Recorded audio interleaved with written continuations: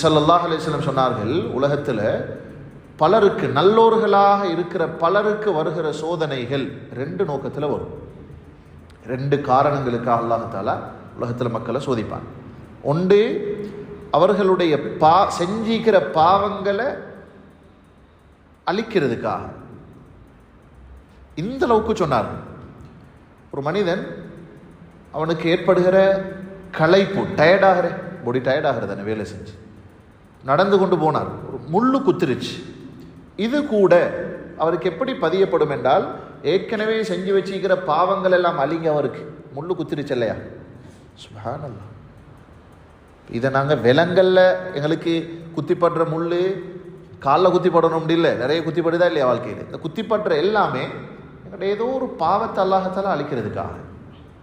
நிச்சயமாக இது உண்மை. ரெண்டாவது, நபி ஸல்லல்லாஹு அலைஹி வஸல்லம் சொன்னார்கள், அவருடைய சுவர்க்க அந்தஸ்தை அடைவதற்காக.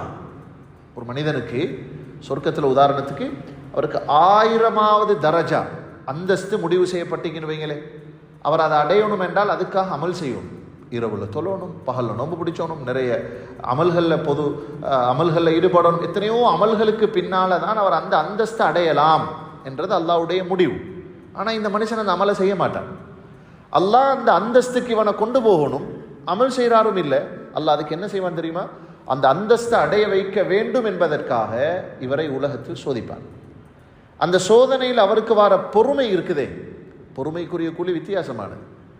அமல்களால் அடைய முடியுமான, அமல்களால் அடைய முடியாத பெரிய கஷ்டப்பட்டு சிரமங்களை மேற்கொண்டு அடைய வேண்டிய சொர்க்கத்தில் அந்தஸ்துகளை வார ஒரு சோதனையில் பொறுமையாக இறக்கி வச்சு அது அப்படி மேலே தூக்கி விட்டுருவான்.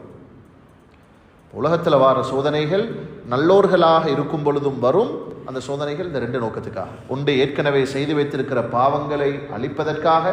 ரெண்டாவது, ஒரு முஃமினுடைய சுவர்க்க அந்தஸ்துக்களை அடைகிறதற்குரிய அமல்கள் அவன்கிட்ட போதாது என்றதற்காக, அந்த அந்தஸ்துகளை அடைவதற்காக அல்லாஹ் தஆலா இப்படி செய்வான். அந்த அந்தஸ்துகளை பார்த்துட்டு கியாமத்துடைய நாளையில் முஃமின்கள் எப்படி தெரியுமா யோசிப்பாங்களாம், அடே அவன் கஷ்டப்பட்டான், உலகத்தில் சோதிக்கப்பட்டான், அந்த சோதனையால் அன்றைக்கு இவனுக்கு இவ்வளோ பெரிய அந்தஸ்து. உலகத்தில் நான் வாழ்கிற நேரம் லவ் குரிதத் ஜுலூதுனா பில் மகாரீத், ஏண்ட தோலை ஏண்ட உடம்ப கத்திரியால் வெட்டிந்தாலும் நல்லா ஆயிக்குமே. லேசா அது கத்திரியால் இப்படி எங்கட கையை வெட்டுறது லேசா? இப்படி கஷ்டப்பட்டிருந்தா கூட நல்லமே, இங்கே இவ்வளோ பெரிய அந்தஸ்து அடைந்திருக்கலாமே என்று யோசிப்பான்.